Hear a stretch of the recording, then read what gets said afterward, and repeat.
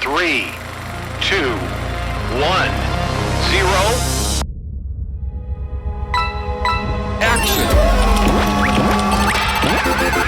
Ignition sequence start. Wanna Geeks.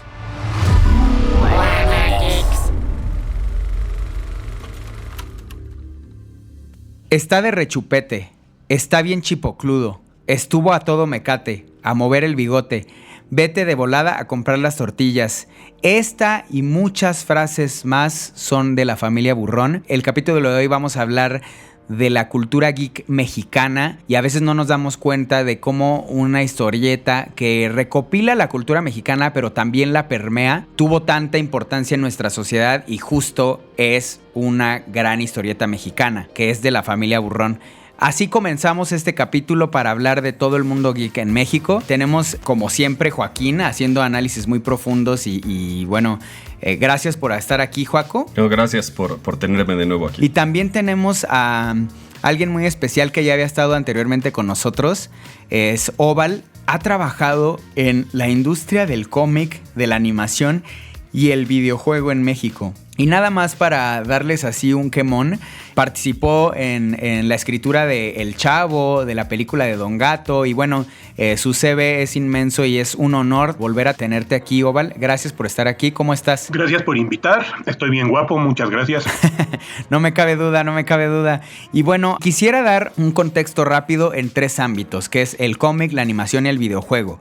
Un hito importante del cómic en México es alrededor de los 40, que Gabriel Vargas es uno de los principales responsables de esta industria que se desarrollara de forma digna y fuerte, con la familia Burrón, que se convierte en piedra angular y el despegue definitivo del género. Obviamente hay otros perfiles, por ejemplo Yolanda Vargas, que en 1943 más o menos, con dibujos de Alberto Cabrera, saca, por ejemplo, Memín Pinguín, y ahí comienza una historia larga de éxitos mexicanos. Y luego nos pasamos a la animación, que la primera animación en Latinoamérica se cree que fue dirigida por Quirino Cristiani en 1917, llamado El Apóstol, y de ahí se viene o permea en toda Latinoamérica y en México. Más o menos en 1919 se animó una secuencia de un proyecto llamado El Rompecabezas de Juanillo. También en 1916 hay un escrito homónimo del general Salvador Alvarado, del cual se hizo un pequeño cortometraje de animación, Mi Sueño, y ahí comienza las primeras historias mexicanas de animación que van derivando y aumentando y ahorita hay una época importante. Luego también viene una animación basada en escrita por Rosario Castellanos, de Los Tres Reyes Magos, en fin. Esa fue en 1976 más o menos.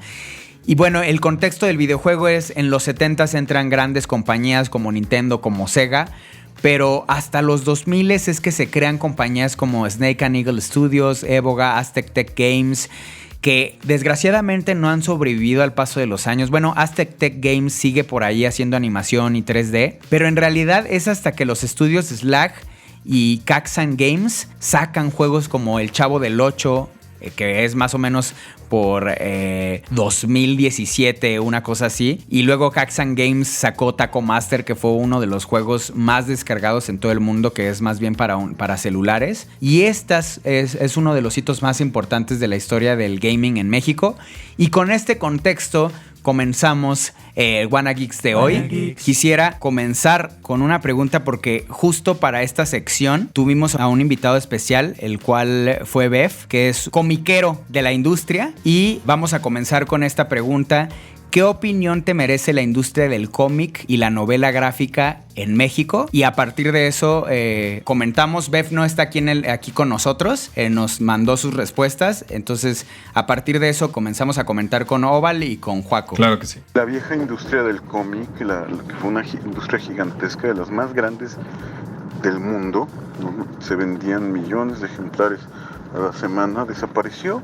O sea, entre una mala combinación de factores que incluían la evolución de los medios y bueno, no, esto incluyó a todos los impresos, periódicos, revistas, pero también las revistas de historietas, la evolución del entretenimiento,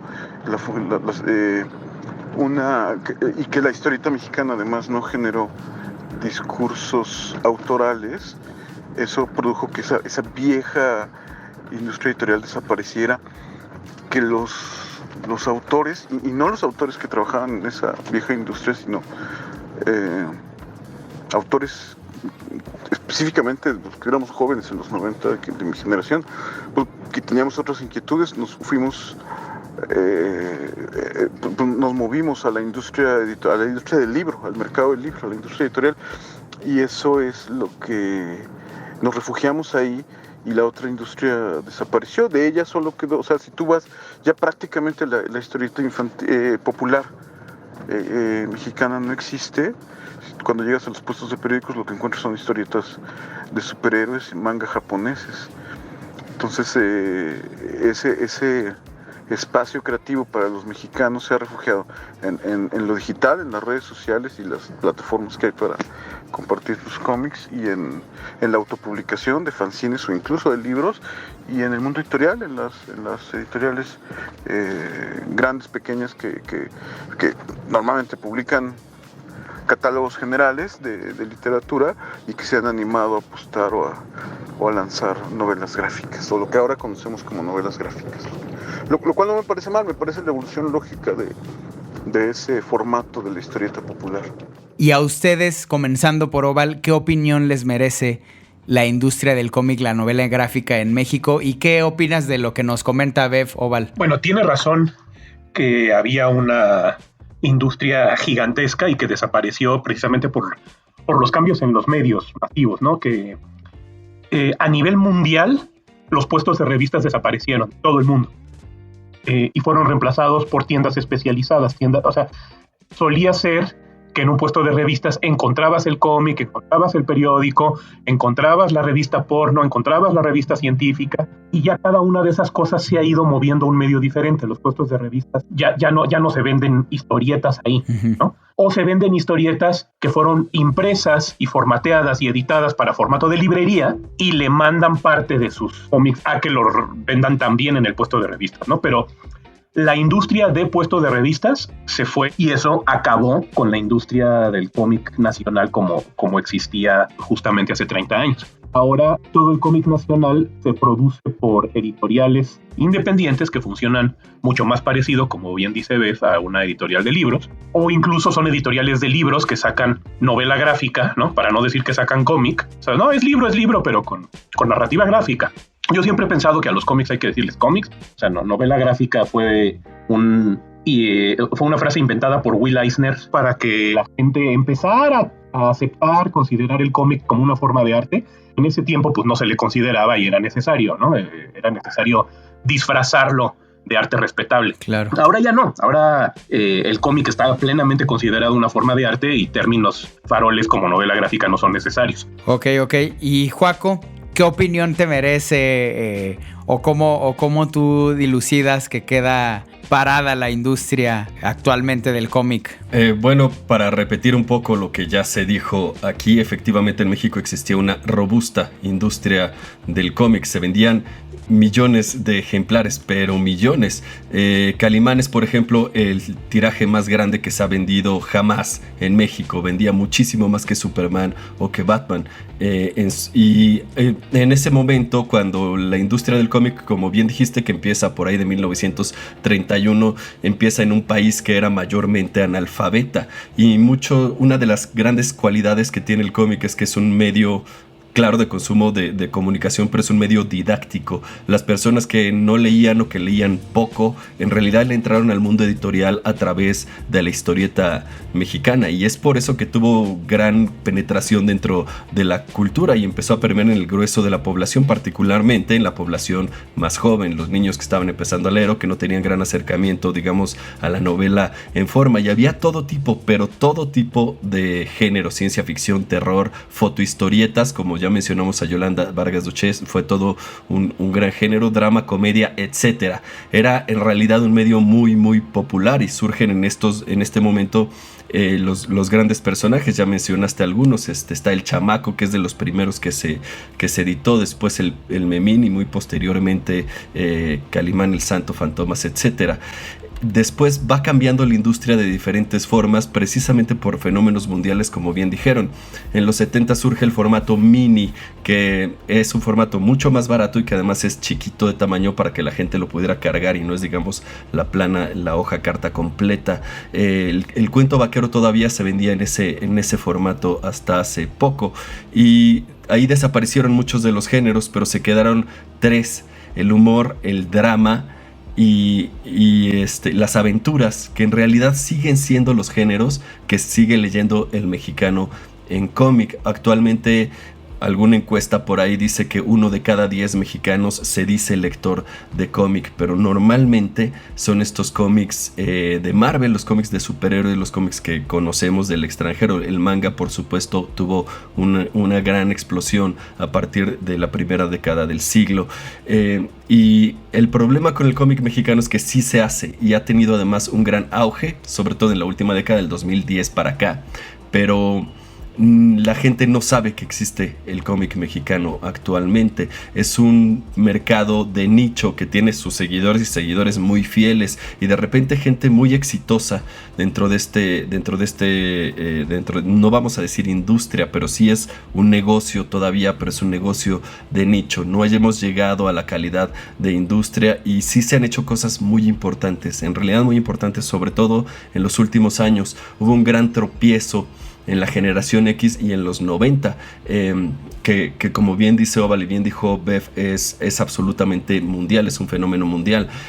Hay un pequeño resurgir a principios de los 90 con la muerte de Superman, y de repente los cómics estaban en la boca de todos, pero pues precisamente los que se vendieron fueron los cómics norteamericanos, que estaban entrando en una época de coleccionismo y de especulación, de lo cual se ha hablado mucho en muchos lugares. Entonces, la industria actualmente queda como una industria independiente, de autores independientes, como bien dijeron. Las editoriales de libros son los que están rescatando, no el periódico, pero en realidad el cómic mexicano ya había abandonado el periódico hace mucho, y la historieta mexicana creció como su propia cosa desde el principio. Pero son estas editoriales de libros, al caer la editorial Beat y otras cuantas editoriales que en realidad eran las que estaban produciendo los fanzines, la producción no solo mexicana sino la extranjera, a mando de Manelik de la Parra, que en realidad fue quien desapareció. No es el único responsable de esta caída, pero es uno de los responsables, y fue por asuntos políticos, no en realidad de mercado. Y así fue como se destruyó buena parte de la historieta mexicana, y que sobrevive ahorita en estas editoriales. Le llaman novela gráfica porque son historias autocontenidas, no son historias serializadas como Batman, que va a permanecer por los siglos de los siglos editando nuevas historias cada semana. Aquí no, aquí son pequeñas historias con su principio y su fin, y se editan en 1 o 2 libros máximo, y esto surge, digamos, moda de la novela gráfica mexicana surge más o menos a principios del siglo, con, por supuesto, no podemos dejar de mencionar Operación Bolívar, que yo creo que es la novela gráfica que la mayoría de las personas de culto conocen y que es muy buena, de Emmanuel Clement se llama el autor. Si pueden conseguirla, léanla. Esto fue editado en una de esas editoriales independientes que crearon los artistas independientes, se llamaba El Gallito Inglés, y actualmente esa editorial ya quebró. Actualmente en realidad son estas pequeñas editoriales las que están sacando. Algunos reconocerán algunas, pero repito, sigue siendo un negocio de nicho que no ha logrado la calidad de industria actualmente, y que, digamos, le falta aún madurar, pero que cada vez está produciendo más y tiene mejores artistas con mayor calidad. Bef es uno de ellos, hay otros varios, Alejandra Gámez, Juan L. y otros cuantos, además de una enorme legión extranjera de comiqueros que están en el extranjero dibujando para Marvel, etcétera. Pero pues bueno, está incipiente, pero aún está, digamos, en una adolescencia. Qué buenas recomendaciones nos haces, Juac, y también coincido, ¿no? Son gente como Bef que llevan la bandera de profesionalización y de cambio de la industria. Quiero hacer la siguiente pregunta para Bef, y a partir de eso comentamos qué futuro dilucidas para esta industria, o tal vez sea mejor llamarlo, como dice Juac, negocio. No sé si todavía estemos ahí como industria, pero bueno, en nuestro país, en México. Vamos a escuchar la respuesta de Bef. Yo creo que estamos en un momento en el que hay una generación de autores jóvenes. Mi generación, digamos, ya los que quedamos o siguen en o se dedicaron o se consolidaron en la autopublicación o acabamos publicando en editoriales grandes, que fue mi caso, pero quiero pensar que la generación que está activa ahorita va a empezar a llegar a las editoriales grandes y que el futuro va a implicar que llegues a las librerías. Yo antes mi sueño era que en las librerías hubieran novelas gráficas mexicanas, o primero que hubiera una sección de novelas gráficas, ya existe, que luego que hubiera una sección de novela gráfica, que hubiera novelas gráficas mexicanas. Ahora lo que espero es que todos los meses los lectores lleguen a las mesas, a las librerías, y que todos los meses en las mesas de novedades haya novelas gráficas de autores y autoras mexicanas, y ese quiero pensar que va a ser el futuro de la historieta en México. Quiero preguntarte, Oval, ¿tú también eres optimista con el futuro? No. No, por lo menos no tanto como Bev, ¿no? Yo creo que la novela gráfica impresa va de salida también a nivel mundial. O sea, hasta Marvel y DC están en crisis, están en números rojos permanentes desde los finales de los 90s. Uh-huh. La única razón por la que Marvel y DC siguen existiendo son las películas y el merchandising de medios visuales. Los cómics de las dos compañías de cómics más grandes del mundo, claro, están sobreviviendo, sostenidos por el lifeline de cine. Y el sistema del anime, del manga en Japón, como es una empresa completamente apoyada desde su inicio, está lentamente comiéndole el mandado a todo el resto de las industrias de entretenimiento mundial. Wow. Y eso va a incluir Marvel y DC, va a incluir los cómics impresos en general, salvo el manga. O sea, yo creo que si se salva el medio impreso, va a ser gracias al manga, que es el único... O sea, Japón es el único país con un medio impreso que sigue saludable y poderoso. Todos los demás, al cine y a la animación. Y yo personalmente conozco a varios historietistas, sí, se fueron a trabajar a Marvel o empezaron a autopublicar, pero sobre todo consiguieron trabajos no tan bien pagados, pero fijos y constantes en la industria de la animación, ¿no? O sea, grandes historietistas que acabaron, igual que yo, dibujando storyboard para El Chavo del Ocho, o haciendo diseño de personajes, o dando clases de arte secuencial en una universidad, de la que se espera que los alumnos salgan justo aprendiendo animación, ¿no? O sea, casi toda mi generación, ahora, los que no están como Beth, haciendo cómic en el extranjero, o ilustrando libros infantiles también, están o entrando a proyectos de animación, o trabajando o maquilando proyectos de animación, o dando clases para alumnos que quieren dedicarse al anime. Wow. De hecho, le preguntaron a Stan Lee, ¿qué consejo le darías a alguien antes de morir, ¿no? Le preguntaron, ¿qué consejos le darías a alguien que quiera dedicarse a los cómics hoy siendo 2016? Y contestó que no hagan cómic, que hagan dibujos animados. Qué duro. Juaco, por favor, danos tantita esperanza. Por favor, contradice a Oval. Danos fe en el futuro. No. A ver, ¿qué opinión te merece? ¿Estás de acuerdo? Es difícil estar en desacuerdo con Oval en estas circunstancias. Más cuando el padre de los cómics que te está diciendo que ya no le entres, ¿no? Pero a ver, dime, Juaco. Estoy de acuerdo con Oval en mucho de lo que dice y le daría quizá otro giro. Los cómics hoy en día no nada más se leen en papel, se leen en la televisión, claro, se leen en el cine, se leen en YouTube. Yo también. Invincible en YouTube. Yo también. Entonces, en realidad, más o menos a principios de la década de los 2010 empieza el auge del webcómic. La historieta mexicana está peleada con las editoriales desde hace décadas. Empezaron a ser como independientes, pero más que independientes, como rebeldes. Fue una especie de resistencia cultural, lo cual sí les permitió incursionar en otros temas, en temas quizá más maduros para un público quizá más adulto. Le entra la clase media, por ejemplo, al cómic y se pierde el humor, que el humor, como ya habíamos comentado en otro programa, es un género muy popular, que habla de personajes populares, de gente de a pie en situaciones populares. Entonces, la clase media en realidad le interesan otros temas, la ciencia ficción, el terror, estilo Lovecraftiano. Entonces, el nicho se hace más pequeño, pero yo creo que sí existe un futuro para los cómics. Como dice Oval muy bien del manga, que fue apoyado desde el principio por su gobierno, porque el cómic es un producto cultural, y no solo es un producto cultural para un elemento didáctico, digamos, para tu propio pueblo, sino que es un producto de diplomacia cultural. Como ya habíamos comentado con el K-pop y la vez que estuvimos hablando de manga con Dragon Ball, en realidad es un embajador. Es la forma en la que otros países, las poblaciones de otros países aprenden sobre ti y es una forma de proyectar lo que el país quiere que se diga sobre él en otras latitudes.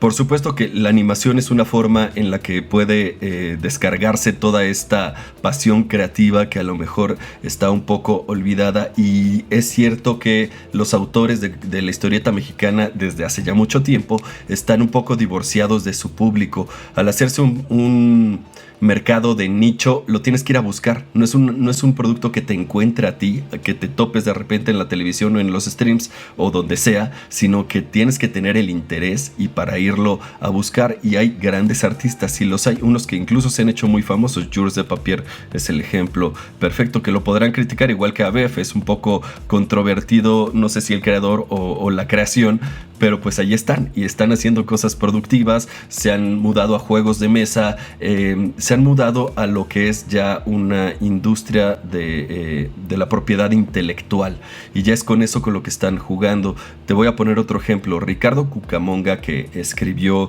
la historieta de Cindy la Regia, pues saltó al cine.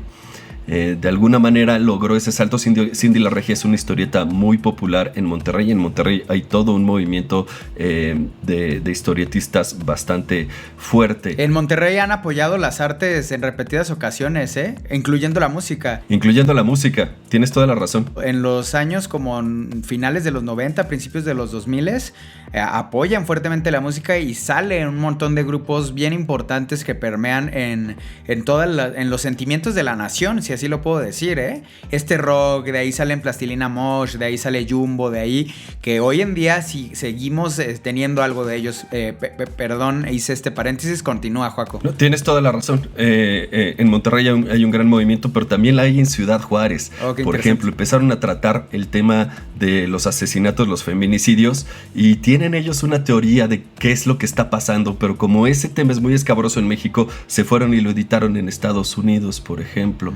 El caso es que no nada más hay una fuerza creativa dentro del cómic mexicano que además está creciendo, sino que esa fuerza creativa puede impulsar en otros ámbitos, como bien dijo Oval, este mismo producto, este mismo fuente de narraciones originales, que es pues contenido intelectual original.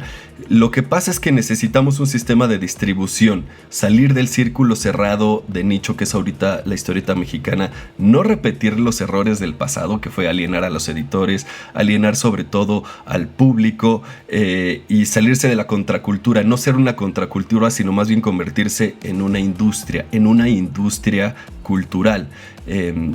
Tenemos que encontrar nuestra voz en ese sentido, pero a mí me parece que tiene muchas salidas. La historieta mexicana sí las tiene, nada más que ahorita mismo está ensimismada. Producen muchas cosas, pero que se leen entre ellos mismos y que el gran público aún no conoce. Wow, dijiste cosas pues fuertes, y también mira, hace relativamente poco conversaba yo con una artista de danza, ¿no? Que decía, qué importante es el Festival de Danza de la Ciudad de México, porque hay muchas personas que si no lo ven en la tele, si no se los ponen en la cara, no van a llegar, ¿no?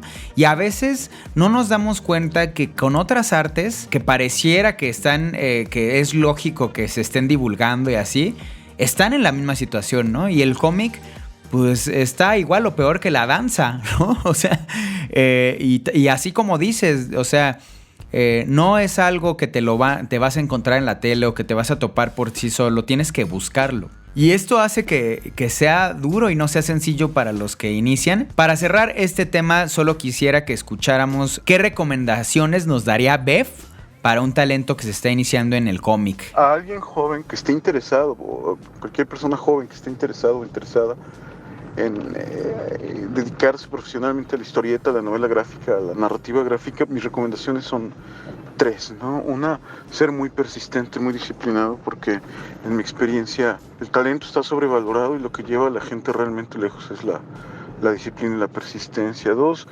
buscar concursos y editoriales a las cuales poder mandar su trabajo a dictaminación. Entonces, es decir, buscar estos espacios que premien o que desemboquen en la publicación formal. Y tres, finalmente, pues esto que viene un poco relacionado, pues profesionalizar el oficio, ¿no? Hacer de él una profesión y cultivar el oficio para que no sea solo como un ejercicio eventual, sino llevar esta vocación y esta fascinación por los monos a una profesión digna. Tiene toda la razón. Yo también apoyo totalmente a Bev. O sea, creo que la profesionalización de algo le da mucha fuerza, ¿no? O sea, tomártelo en serio. Yo como productor y director de medios audiovisuales, cuando te lo empiezas a tomar en serio, empieza a adquirir otras formas. Y coincido totalmente con Bev. Hasta aquí concluye la participación de Bev. Agradezco mucho que haya estado con nosotros. Bev es un gran historietista mexicano que está haciendo cosas importantes y está abriendo caminos y haciendo la diferencia. Y bueno, un honor haberlo tenido aquí en Wanna Geeks. Y bueno, con esto quiero retomar de aquí porque Oval nos comenzó a hablar hace un momento de la importancia de la animación y cómo muchos comiqueros y muchos animadores, ilustradores, es importante que salten, ¿no? Es importante, el mismo Stan Lee nos comenta Oval que dijo, pues que sean caricaturistas, casi. Y bueno, ahora Oval, danos esperanzas. ¿Cómo está la industria de la animación en México? ¿Sí hay ahí forma o sí tiene una lógica de, ok, ya no haré cómics sino animación? Y totalmente. Digo, no estamos a la altura todavía de Japón o Estados Unidos en eso, pero la industria de la animación mexicana está cada vez mejor, ¿no? O sea, con la entrada de Netflix al mercado latinoamericano, con las varias alianzas que ha hecho Anime Studios, el estudio más grande de animación mexicano, con estudios internacionales, con la creciente presencia de talento latino, incluso en producciones gringas o japonesas, ¿no?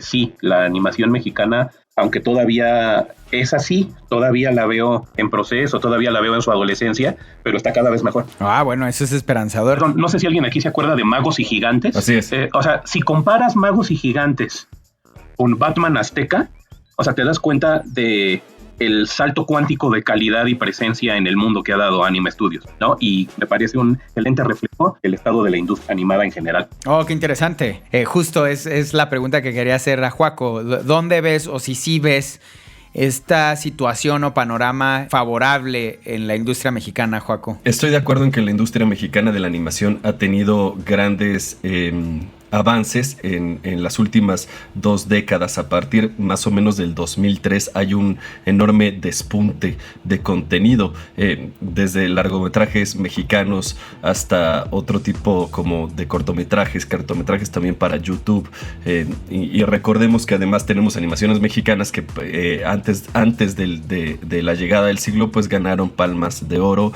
y que eso motivó a mucha gente a meterse a este mundo. Cuando yo crecí, por ejemplo, crecí con muchas de estas animaciones que platicamos con Tortugas Ninja, que en realidad eran anuncios de juguete, pero en realidad la animación mexicana genera muchísimo entusiasmo en muchas personas y que le quieren entrar a la industria, que tienen muchísima pasión por ello, y no necesariamente esa pasión se refleja en una profesión, digamos, pulida. No existen todavía escuelas en México que te enseñen bien todo el proceso de la animación, más allá de mover algunos dibujos. Todavía no existe, y es que la animación mexicana se cayó en algún momento empezando la década de los 80s, cuando los proyectos de maquila que nos venían del exterior dejaron de venir y dejaron de estar, digamos, los millones para estudios dedicados a este tipo de arte. Somos muy moneros, como bien dijiste. La animación mexicana es muy anterior al cómic, bueno, por lo menos un par de décadas anterior. Hicimos animación antes de dibujar historietas, y hacíamos nuestras propias historias. Y fíjate, pasa algo que va a pasar con los 3 temas que hablamos aquí. Estamos un poquito anidados en un discurso nacionalista, como si fuera para nosotros la propia animación, y eso está bien, por supuesto que eso está bien, pero no tanto como el cómic, pero sí el videojuego y la animación son industrias que están planeadas para tener una proyección hacia afuera, hacia el exterior. Entonces hay un difícil balance entre el orgullo nacional hablarle a nuestro nicho de mercado y hablarle al mercado internacional. Hay algunas que lo han logrado muy bien, por ejemplo, toda esta serie de las leyendas, la leyenda de La Llorona y del Charro Negro, etcétera, etcétera, que han logrado combinar un poco estas historias de mitología mexicana para darle un giro más internacional hacia otros lugares. Sin embargo, todavía no tenemos una industria, no hay la cultura, sobre todo en el gobierno, porque tenemos que decir que el único inversionista en México es el gobierno, y los empresarios mexicanos, a los que yo no llamo empresarios sino lumpenburgueses, porque en realidad no son gente que invierta para crear una industria. Ellos nunca invierten donde no sienten que hay dinero público, ellos no se arriesgan. Entonces es el gobierno en realidad el que está alimentando estas industrias, y me parece que los premios son de 1 millón máximo. Entonces siempre para la animación vas a necesitar más tiempo y más presupuesto, y con una base de trabajo que en realidad no está tan profesionalizada, o que se van a profesionalizar al extranjero y luego en algún caso vuelven, o en otros consiguen una productora extranjera que en realidad es quienes les hacen quienes hacen el desarrollo. Vamos a hablar de este cuate que hizo El Tigre, de Sofía Alexander, que hizo Onyx Equinox, y de muchos otros que en realidad están haciendo productos norteamericanos con temas mexicanos para hablarle al público mexicano allá en Estados Unidos y al público mexicano de acá, pero que en realidad México no está tal cual despuntando con sus producciones propias y originales. Aunque efectivamente hay un gran desarrollo, seguimos todavía en una etapa adolescente. Es un país que pudo crear una industria a partir de la máquina de la animación de hace décadas, pero que apenas se está gestando y con mucha dificultad. No tenemos todavía un estilo propio o una verdadera técnica capaz de competir a nivel internacional, de una cultura que genera algunos largometrajes o cortometrajes de calidad para el gran público, y mucho menos productos que sean redituables. No están especializadas las escuelas en esto, pero nada más para poner un contrapunto aquí, me parece que en 2019 solo hubo una película de animación que se estrenó en taquilla, y esa sola película de animación recaudó muchísimo más que todos los documentales que se hicieron ese mismo año. Entonces sí hay un hambre por esos del público mexicano, y sí existe, digamos, el potencial, pero todavía está en una etapa adolescente. Claro, qué importante también, porque permítanme compartirles una anécdota. Yo tengo un amigo que es un gran animador, ilustrador, que se llama Robin Garrett, y él justo lo que está buscando no es desarrollarse aquí, sino está viendo cómo puede entrar al mercado gringo o cómo se puede ir, ¿no? Y eso, más que una realidad de que no se pueda o sí se puede desarrollar aquí, te muestra un pensamiento de los animadores o muchos de los ilustradores, que él es muy joven, de pensar que aquí no hay manera, ¿no? Y eso también es una realidad. A partir de este contexto te pregunto, Val, ¿y el futuro? El futuro, ok, dices, dilucidas una estabilidad o algo importante en México, pero ¿crees que el futuro se mantenga o incluso crezca o nos deje mejor parados, o qué dilucidas, Oval? Yo creo que el futuro es global, que la entrada de México a la animación va a ser como parte de un movimiento internacional de internacionalización de la animación. Okay. Cada vez vemos animaciones que son coproducciones de estilo y presupuesto de varios países, de varias culturas, con gente que aporta varios outlooks culturales a la producción, y que México no va a ser la excepción. O sea, México va a ser parte de ese gran caldo de ingredientes diversos que se están convirtiendo los medios masivos. Para poner un ejemplo, Carmen Sandiego, aunque es una producción principalmente gringa, casi todo el talento que la hizo fue mexicano, que además es buenísima. Si la pueden ver en Netflix, realmente para niños está formidable. Y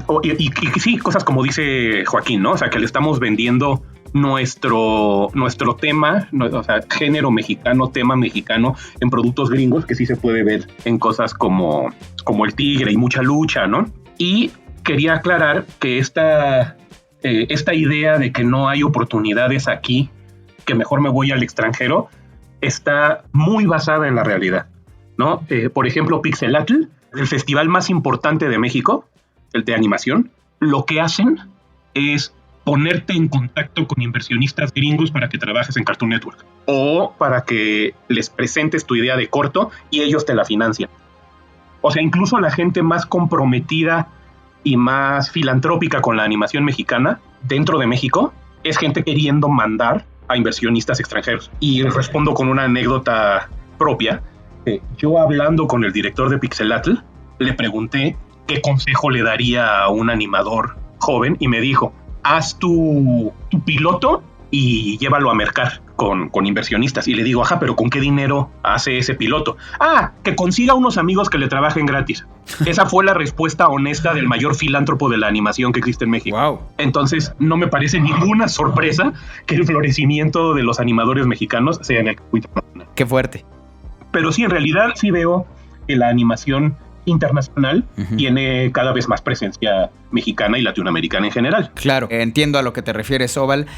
Y dicho esto de la animación, que hay claroscuros, hay esperanzas y desesperanzas, el videojuego, Joaco, ¿qué está pasando en el videojuego en México? O más bien, ¿qué crees que está pasando en el videojuego en México, Joaco? Bueno, el videojuego en México es quizá uno de los casos más tristes en este sentido. Nuevamente pasa lo mismo sobre la inversión. Lo que pasa es que, a diferencia de la historieta o incluso de la animación, el videojuego requiere muchísima más inversión. Y en México en realidad no existe la visión en general para esto, aunque claro que tenemos algunos casos, y sobre todo casos muy ambiciosos de nuevos creadores de videojuego. El videojuego es una empresa, es una industria que genera muchísimo más dinero que el cine. Sin embargo, no existe la visión y no existe la ambición para lograr nuevos videojuegos. Y el videojuego mexicano está abordado muchas veces desde el ángulo artístico, es decir, un equipo o una persona que tiene una visión muy clara de una narrativa o de un estilo gráfico y que después eso lo quiere transformar en un videojuego cuando a lo mejor debería haber hecho una animación. Es por eso que en México tienes estudios desarrolladores en donde le ponen mucha salsa al estilo gráfico, al diseño de personajes, pero casi nadie habla de un motor de física o mucho menos de la experiencia del usuario o de la interfaz. Y así tienes, pues... ¿Cuánta razón en lo que dices? Híjole, quería hablar de eso. Gracias, Oval. Entonces se necesita para hacer un videojuego mucha planeación, un equipo multidisciplinario, a veces mucho tiempo, dinero y esfuerzo, y un plan de acción que cubra desde lo más fundamental, que es precisamente la parte de la programación, hasta sobre todo su promoción, es decir, cómo vamos a llegar al público al que queremos. A pesar de que existen las promociones, de que existen las plataformas e incluso existen las grandes productoras Konami y Sony, y hay un montón de gente que tiene su delegación en México principalmente, y van por toda Latinoamérica tratando de cooptar nuevos talentos y nuevas propuestas. En Latinoamérica, México es de los países que se quedan más atrás en esta industria. Han despuntado mucho más Argentina y Chile, que tienen un videojuego al año como mínimo, y México no. México en realidad todavía... Aquí sí estamos en pañales, no en adolescencia. Es una de las industrias que están arrancando con mucho más trabajo y que todavía no logran despuntar. A ver, Oval, date cuerda, que querías seguir comentando lo que nos decía Joaco. Sí, ha sido un vicio, o bueno, quizá una virtud permanente, que somos muy buenos en lo visual. Somos increíbles en fotografía, en trabajo 3D. O sea, algunos de los mejores fotógrafos del mundo son mexicanos. Y en México hay una gran presencia de dibujantes que igualan o incluso dejan en la calle a ilustradores de otros países. No así. Muy rara vez la calidad del producto va más allá de tener arte bonito. Muy rara vez. Y es por lo que dice Joaco. O sea, que no se ve el trabajo con la seriedad necesaria, ¿no? O sea, pues es una caricatura, ¿eso qué? ¿no?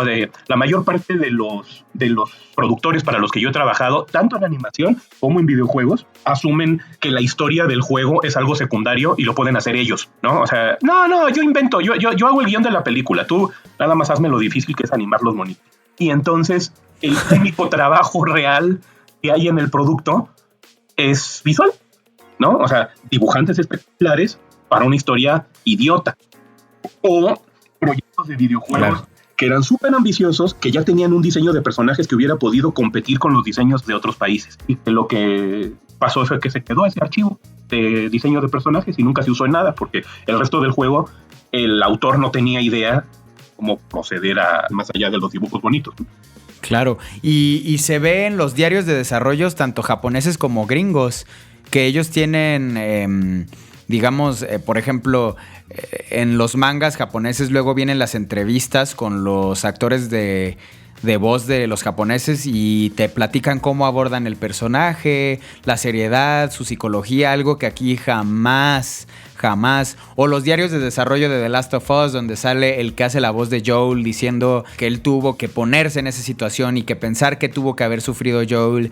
Y a lo mejor aquí hablo de doblaje, pero así, con esa seriedad, se toman... Y no es una falta de seriedad de los escritores. Claro. No. O sea, el cómic independiente tiene a tener mucho mejor guión que el cómic comercial. La falta de visión viene de los que te pagan. Que dicen, claro, no voy a pagar por alguien que lo escriba, voy a pagar por alguien que lo dibuje y que lo ponga bonito y ya. Sí, claro. Cuando muchas veces escribir es fácil.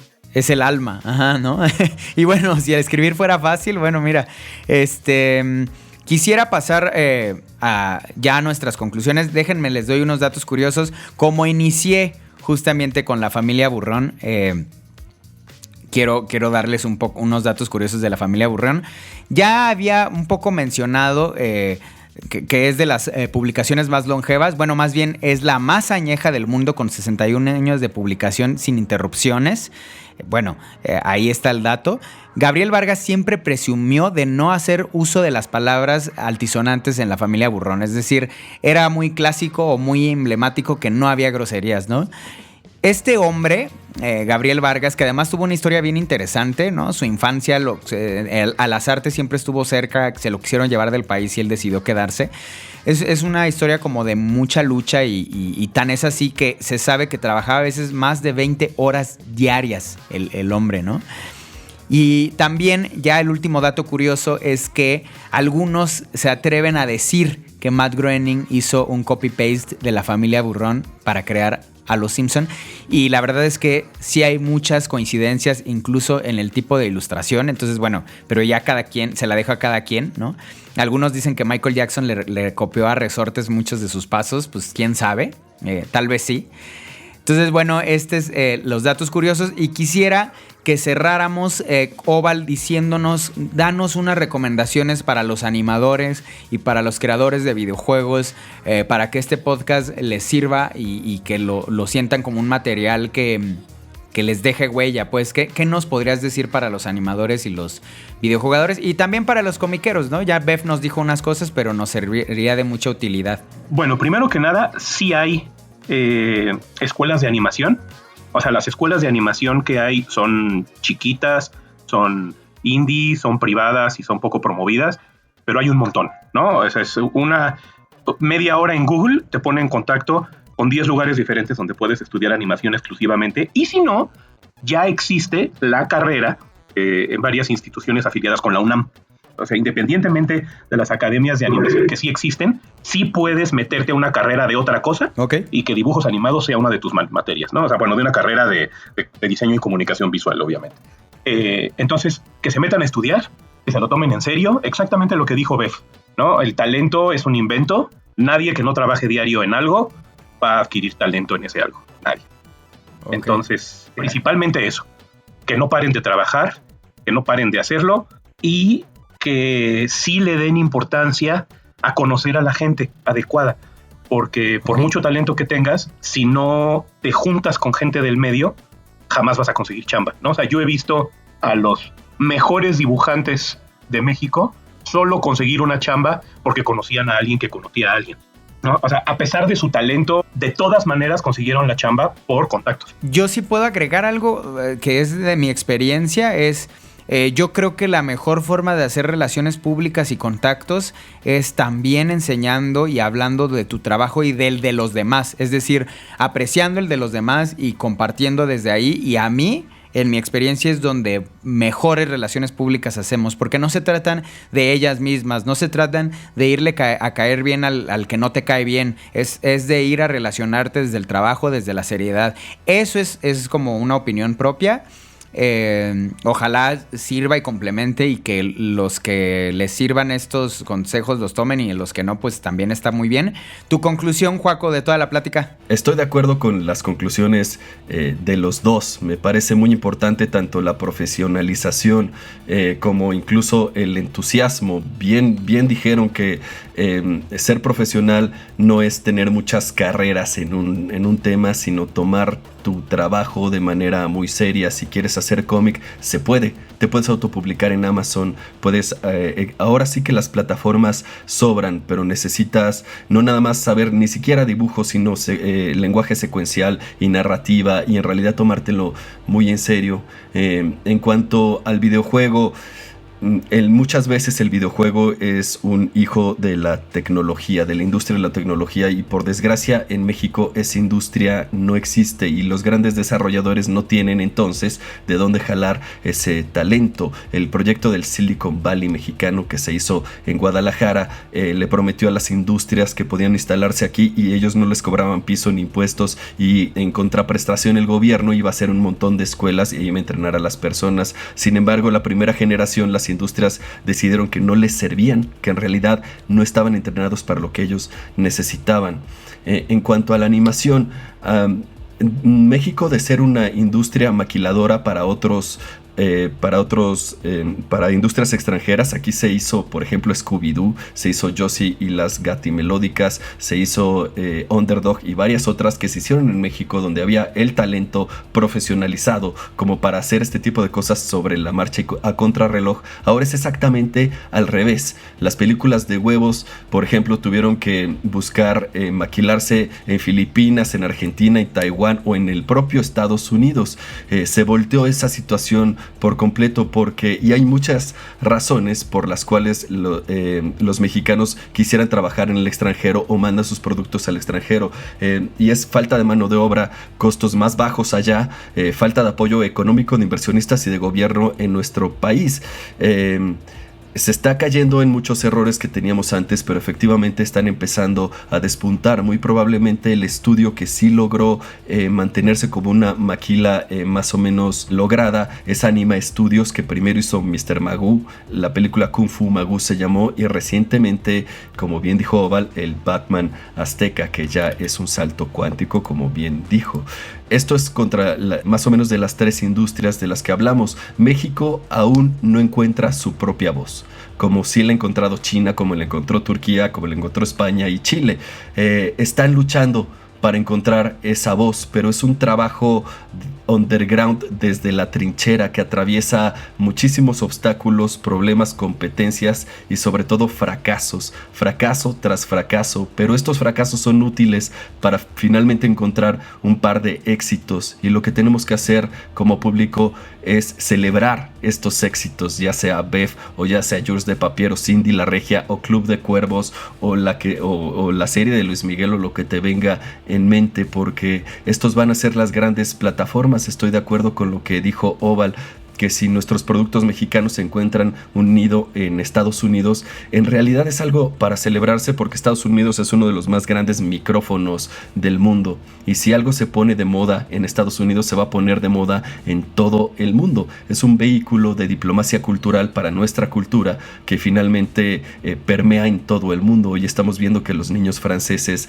están desayunando quesadillas y que el aguacate se convirtió en un producto de consumo a nivel mundial, pero también dicen frases en español en los animes japoneses, y hay una especie de colonización inversa de nuestros valores y de nuestros símbolos que para nada es despreciable y que perfectamente se puede usar como una plataforma, un trampolín para que nosotros finalmente encontremos nuestra propia voz. Y tan es cierto lo que nos compartes, Juac, que hace poco hablaba con un parisino que me decía, París y Francia tiene años que pasaron de moda, yo me doy claramente cuenta, ahora la moda está acá, ahora la moda la veo en Ciudad de México, y más allá de que sea cierto o falso, esa es la impresión que hay en algunos extranjeros europeos y estadounidenses, hay que aprovecharla.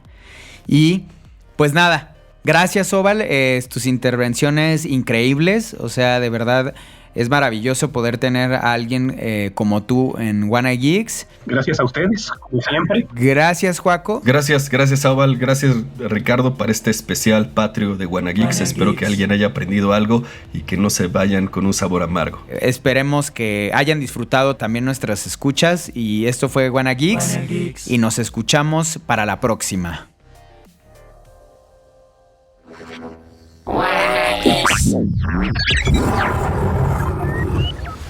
Suscríbete a Wanna Geeks, una producción original de Audiocentro, con la participación de Ricardo Yaguaca y Joaquín Ortega.